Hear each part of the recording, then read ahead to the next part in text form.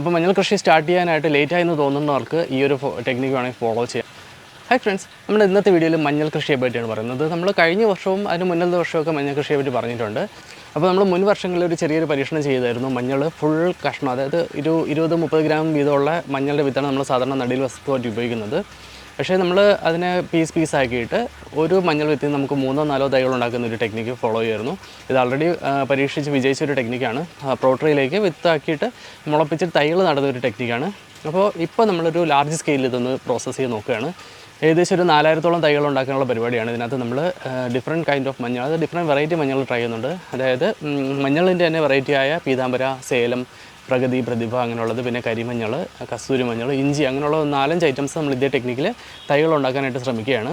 മുന്നത്തെ വർഷങ്ങളിൽ ചെറിയ രീതിയിലൊക്കെ ട്രൈ ചെയ്തപ്പോഴേക്കും നല്ല സക്സസ്ഫുൾ ആയതുകൊണ്ടാണ് ഇപ്രാവശ്യം ഒരു ലാർജ് സ്കെയിൽ ചെയ്യാൻ പോകുന്നത്. അപ്പോൾ അതിൻ്റെ ഡീറ്റെയിൽസാണ് ഇന്നത്തെ വീഡിയോയിലേക്ക് പോകാം. അതിന് മുന്നേ സന്തോഷ്, ഇത് ഫ്രഷ് ലീവ്സ് ആണ് നമ്മുടെ യൂട്യൂബ് ചാനൽ. ഞാൻ ഇതുപോലെ ചെയ്യുന്ന ഹൈഡ്രോപോണിക് ഫാമിംഗ്, ഓർഗാനിക് ഫാമിംഗ്, പിന്നെ അതിനൊക്കെ ഉപയോഗിക്കുന്ന കുറച്ച് ടിപ്സ് ആൻഡ് ടെക്നിക്സ് നിങ്ങളോട് വിവരിക്കുന്ന കുറച്ച് വീഡിയോകളാണ് ചാനലുള്ളത്. വീഡിയോകൾ മുടങ്ങാതെ കാണാനായിട്ട് ചാനൽ സബ്സ്ക്രൈബ് ചെയ്യുക. കൂടാതെ അടുത്ത് കാണുന്ന ബെല്ലൈക്കൺ ഓൺ ചെയ്ത് വെച്ചിരിക്കും. ഇതുപോലെയുള്ള പുതിയ വീഡിയോ ഇടുമ്പോഴേക്കും നിങ്ങൾക്ക് ഉടനെ തന്നെ നോട്ടിഫിക്കേഷൻ ലഭിക്കും.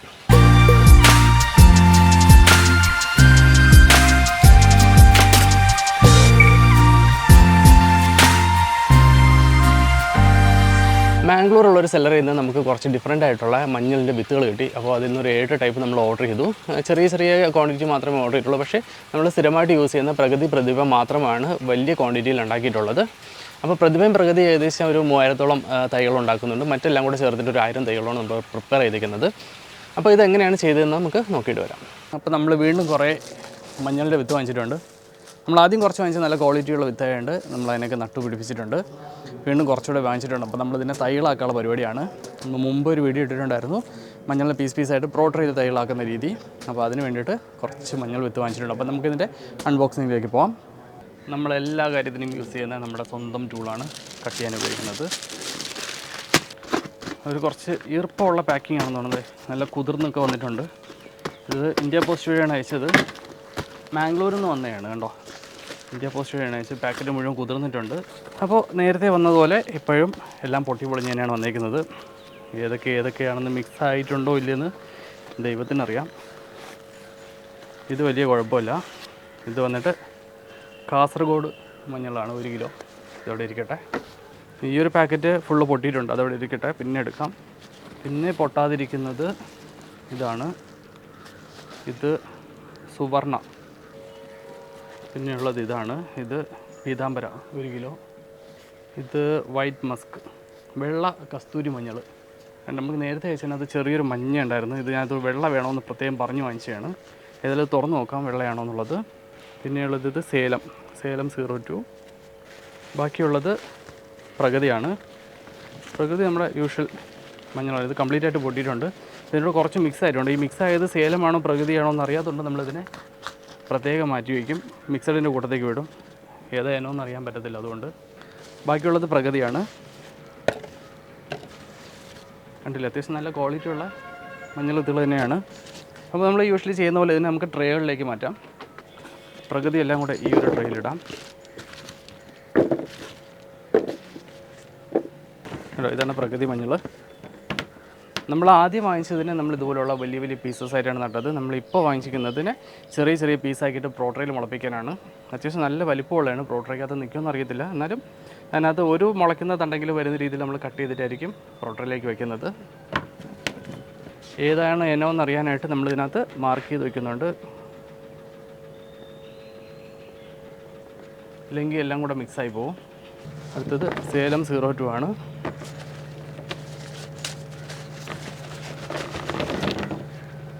കണ്ടില്ല, ഇതാണ് സേലം 02. ഓരോ മഞ്ഞളിൻ്റെ സൈസ് കണ്ടോ നിങ്ങൾ? കണ്ടില്ലേ, ഇതാണ് സേലം 02. ഓരോ മഞ്ഞളിൻ്റെ വിത്തിൻ്റെ സൈസ് കണ്ടോ? നമ്മളിവിടെയൊക്കെ ഇതുപോലെ വളരുമെന്ന് നോക്കാം. ഇപ്പോൾ എന്തായാലും ഒരു പുതിയ പരീക്ഷണത്തിനാണ്. അത് വരുന്ന വഴിക്ക് നമ്മൾ വീഡിയോ ഇട്ട് കാണിച്ചു തരാം. കാസർഗോഡ് മഞ്ഞൾ. ഇത് കണ്ടാൽ നമ്മുടെ നാടൻ മഞ്ഞളുടെ ഒരു ലുക്കാണ്. കണ്ടില്ലേ, നേരത്തെ കണ്ടതിൻ്റെ അത്ര വലിപ്പമൊന്നുമില്ല, പക്ഷേ അത്യാവശ്യം നല്ല ഈൽഡിങ് ആണെന്ന് തോന്നുന്നു. കാസർഗോഡ് ഇതൊക്കെ നമ്മൾ ആദ്യമായിട്ട് വളർത്തുന്നതാണ്. നമ്മൾ ആൾറെഡി പ്രഗതിയും പ്രതിഭയുമാണ് വളർത്തിയിട്ടുള്ളത്. ഇതൊക്കെ പുതിയ വെറൈറ്റീസാണ്. അടുത്ത് പീതാംബര എന്ന് പറഞ്ഞ വെറൈറ്റിയാണ്.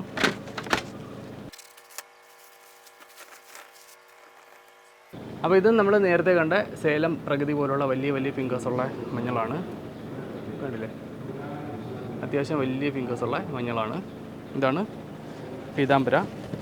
ഇനിയുള്ളത് സുവർണ എന്ന് പറഞ്ഞ വെറൈറ്റിയാണ്. സുവർണ നമുക്ക് തുറന്നു നോക്കാം. ഇതും ഒരു നാടൻ മഞ്ഞളുടെ ലുക്കാണ്. കണ്ടില്ലേ, അധികം വലിയ തടിയൻ ഫിംഗേഴ്സൊന്നുമല്ല, നോർമൽ മഞ്ഞളുടെ സൈസ്. കണ്ടില്ലേ, ഇതാണ് സുവർണ. പിന്നെയുള്ളത് നമ്മുടെ വെള്ള കസ്തൂരി മഞ്ഞൾ. ഇത് ചെറിയ ചെറിയ ഫിംഗേഴ്സാണ്. ഏതായാലും ഒരെണ്ണം എടുത്ത് നമുക്കൊന്ന് പൊട്ടിച്ച് നോക്കാം. നേരത്തെ കാണാനകത്തൊരു ലൈറ്റ് മഞ്ഞ കളറായിരുന്നു, ഇതിനകത്ത് വെള്ളയാണോ നോക്കാം.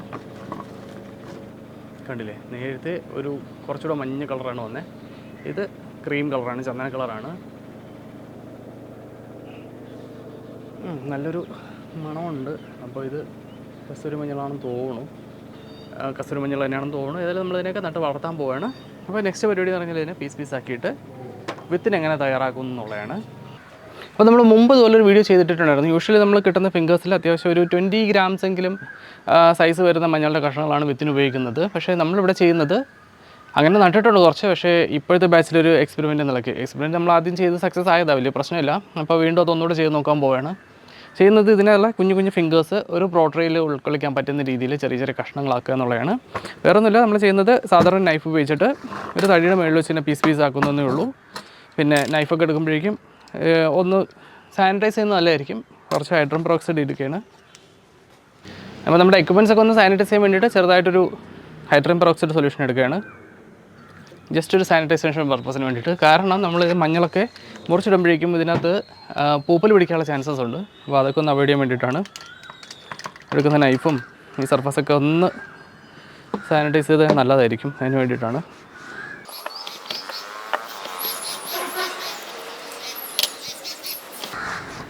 അധികം വെള്ളമൊന്നും ഇരിക്കാൻ നോക്കുക, എന്ന് വെച്ചാൽ പെട്ടെന്ന് ചീഞ്ഞ് പോകാൻ ചാൻസ് ഉണ്ട്.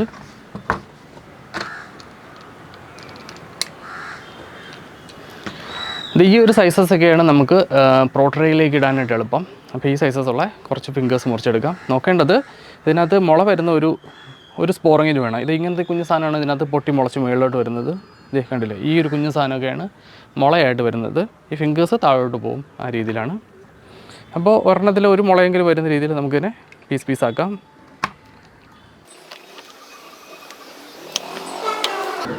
ഈ ഫുൾ ഫിംഗേഴ്സൊക്കെ ഡയറക്റ്റായിട്ട് പ്രോട്ടറിലോട്ട് പോകും. അതൊക്കെ അങ്ങനെ നടക്കട്ടെ, ഇതും അങ്ങനെ നടക്കട്ടെ.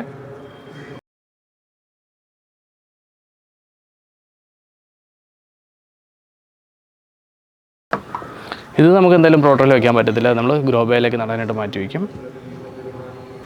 ഇത്രയേ ഉള്ളൂ. അപ്പോൾ ഇതെല്ലാം കസ്തൂരി മഞ്ഞളിൻ്റെ കുഞ്ഞു കുഞ്ഞ് പ്രോട്ടറി സൈസസ് ആയിട്ടുള്ള വിത്തുകളാണ്. നമ്മളിതിനെ നേരെ നടുകയല്ല ചെയ്യുന്നത്, പകരം എന്താ ചെയ്യുന്നത് വെച്ചാൽ ഇതിനെ കുറച്ച് ദിവസത്തേക്ക് ഇത് ഇങ്ങനെ ഇട്ടേക്കും. വേറൊന്നുമില്ല, നമ്മൾ നേരെ ഇങ്ങനെ മണ്ണിൽ വെച്ച് കഴിഞ്ഞാൽ ഈ മുറി വന്ന ഭാഗമുണ്ടല്ലോ, ഇവിടെ തൊട്ട് ചീഞ്ഞ് തുടങ്ങാൻ ചാൻസ് ഉണ്ട്.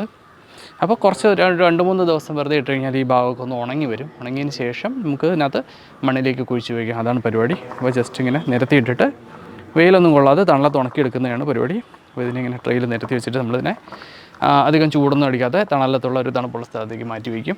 അതിന് ഒരാഴ്ചയോളം ഇരിക്കട്ടെ. അപ്പോൾ ഇതുപോലെ മറ്റുള്ള മഞ്ഞളും നമ്മൾ പീസാക്കി വയ്ക്കാൻ പോവുകയാണ്.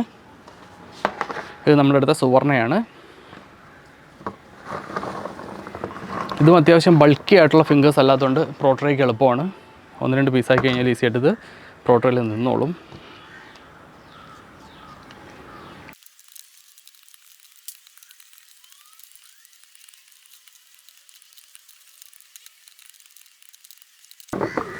അങ്ങനെ സുവർണയും നമ്മൾ പീസാക്കി ഇട്ടിട്ടുണ്ട്. ഇതിനെ നിരത്തിയിട്ടിട്ട് നമുക്ക് ഉണങ്ങാൻ വയ്ക്കാം. ഇതുപോലെയുള്ള ബാക്കിയുള്ള എല്ലാ മഞ്ഞളും പീസാക്കി നമുക്ക് വയ്ക്കാം.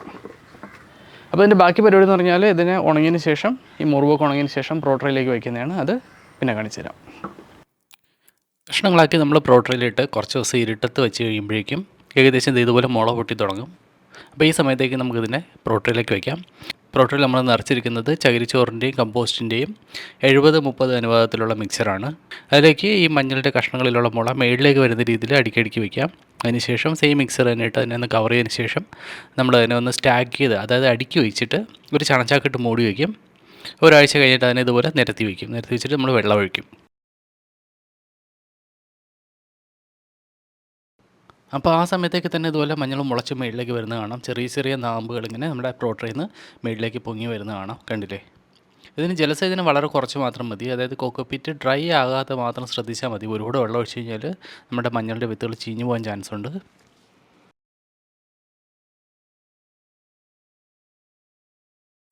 വീണ്ടും ഒരു 1-1.5 ആഴ്ച കഴിയുമ്പോഴേക്കും ഏകദേശം എല്ലാം തന്നെ ഇതുപോലെ കിളുത്ത് വന്നിട്ടുണ്ടാവും. ചെറിയ ലീഫും ഉണ്ടാക്കിയിട്ടുണ്ടാവും, കണ്ടില്ലേ? ഇതൊക്കെ പ്രോട്രയിൽ വളരുന്നതുകൊണ്ട് തന്നെ അത്യാവശ്യത്തിനുള്ള ഫുഡ് കിട്ടുമെന്ന് നമുക്ക് ഉറപ്പില്ല. എന്ന് വെച്ചാൽ ചെറിയ പ്രോട്രയിൽ കുറച്ച് മാത്രം മീഡിയയിലാണ് നിൽക്കുന്നത്. നമ്മൾ കുറച്ച് കമ്പോസ്റ്റ് ഇട്ടിട്ടുള്ളൂ. അതുകൊണ്ട് നമ്മൾ ഈ ഒരു സ്റ്റേജൊക്കെ ആവുന്ന സമയത്ത് ആഴ്ചയിൽ ഒരിക്കലും നമ്മൾ ഹൈഡ്രോപോണിക് ന്യൂട്രിയൻസ് ഫീഡ് ചെയ്യാറുണ്ട്. നമ്മൾ മറ്റ് ചെടികൾക്ക് യൂസ് ചെയ്യുന്ന സെയിം മിക്സർ തന്നെയാണ് ഇത്. ജസ്റ്റ് ഒരു വെള്ളം ഇറിഗേഷൻ്റെ സമയത്ത് ജസ്റ്റ് ഒന്ന് ഹൈഡ്രോപോണിക് ന്യൂട്രിയൻസ് ഒഴിച്ചു കൊടുക്കുന്നേ ഉള്ളൂ. അപ്പോൾ പ്ലാന്റ്സ് കുറച്ചുകൂടെ നല്ല ഹെൽത്തി ആയിട്ട് വരുന്നതായിട്ടാണ് കണ്ടിട്ടുള്ളത്. ഏകദേശം 1.5 മാസം ആകുമ്പോഴേക്കും തന്നെ പ്ലാന്റ്സൊക്കെ ട്രാൻസ്പ്ലാന്റിന് റെഡിയാവും. ഈ ഒരു സ്റ്റേജിൽ എത്തിയിട്ടുണ്ടാവും. ഈ സമയത്ത് നമ്മൾ ബെഡ് ഒരുക്കി അതിനകത്ത് സാധാരണ മഞ്ഞൾ നടുന്ന പോലെ ഇതിനെ പറിച്ച് നട്ടാൽ മതി. കണ്ടില്ലേ, ഇടയ്ക്കുള്ള വളപ്രയോഗം കൊടുക്കുമ്പോഴേക്കും നല്ല ഹെൽത്തി ആയിട്ട് തന്നെ ഇവർ വളർന്ന് നല്ല ഈൽഡ് കിട്ടും. ഏകദേശം 1.5 മാസം കൊണ്ട് തന്നെ ഈ തൈകളെല്ലാം ട്രാൻസ്പ്ലാന്റിന് റെഡി ആയിട്ടുണ്ട്. നമ്മൾ സാധാരണ മഞ്ഞൾ നടുന്നത് ഏപ്രിൽ മാസങ്ങളിലാണ്. ഇപ്പോൾ ജൂണായി. നമുക്കിപ്പോൾ ഈ ഒരു തൈ മുളപ്പിച്ച് നടുന്ന രീതിയിലാണെങ്കിൽ ഏകദേശം ജൂൺ ജൂലൈ ആകുമ്പോഴേക്കും, അത് മഴക്കാലം തുടങ്ങുന്ന സമയത്തേക്ക് വെച്ചാൽ മതി. സാധാരണ നമ്മൾ മണ്ണിനിടയിൽ നിന്ന് പൊട്ടി മുളച്ച് വരുന്ന ആ ഒരു പീരീഡ് നമ്മളിതിനെ നഴ്സറി വെച്ചിട്ട് പ്രോട്രയിൽ മുളപ്പിച്ചെടുത്തേ ഉള്ളൂ. അപ്പോൾ നിങ്ങൾ മഞ്ഞൾ കൃഷി സ്റ്റാർട്ട് ചെയ്യാൻ ലേറ്റ് ആണെന്ന് തോന്നിയിട്ടുണ്ടെങ്കിൽ ചില സമയത്ത് നമ്മുടെ കയ്യിൽ മഞ്ഞളുടെ തൈകൾ എക്സ്ട്രാ ഉണ്ടാവും. അങ്ങനെയാണെങ്കിൽ നമ്മുടെ ഓൺലൈൻ സൈറ്റായ shop.freshleaves.in അത് ലിസ്റ്റ് ചെയ്യും. നിങ്ങളതൊന്ന് നോക്കുക, ഉണ്ടെങ്കിൽ നിങ്ങൾക്കത് വാങ്ങിക്കാവുന്നേ ഉള്ളൂ. ഇപ്പോൾ നട്ടാലും മതി, കുറച്ച് മറ്റുള്ള മണ്ണിൽ നട്ട മഞ്ഞളിൻ്റെ ഒപ്പം തന്നെ ഇത് വന്നോളും. അപ്പോൾ ഈ ഒരു വീഡിയോ ഇത്രയേ ഉള്ളൂ. വീഡിയോ നിങ്ങൾക്ക് ഇഷ്ടമാണെന്ന് വിചാരിക്കണം. അങ്ങനെയെങ്കിൽ തീർച്ചയായും ലൈക്ക് അടിക്കുക. കൂടാതെ കൃഷിയെ സ്നേഹിക്കുന്ന മറ്റു കൂട്ടുകാർക്ക് ഷെയർ ചെയ്യാൻ മറക്കരുത്. ഇതുപോലുള്ള കൂടുതൽ വീഡിയോസും പുതിയ ടെക്നിക്സുമായി ഞാൻ വീണ്ടും വരാം. So stay tuned.